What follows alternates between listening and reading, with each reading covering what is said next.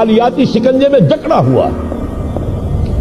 Federal reserve fund جتنا بھی امریکہ کا ہے یہ سرکاری بینک نہیں ہے، یہودیوں کے نجی ادارے ہیں، اور دنیا کی سب سے بڑی مقروض حکومت جو ہے وہ امریکہ کی ہے، یہودی قرض خواہ ہے اور امریکہ کی حکومت ان کی مقروض ہے۔ اسی لیے کہا ہے نکسن نے اپنی کتاب میں کہ کوئی پریزیڈنٹ نہیں ہے امریکہ کا جو یہودیوں کی رائے کے خلاف چل سکے۔ اس نے یہ بات کہہ دی اور لکھ دی، کھل کر لکھ دی، اپنی کتاب میں لکھ دی۔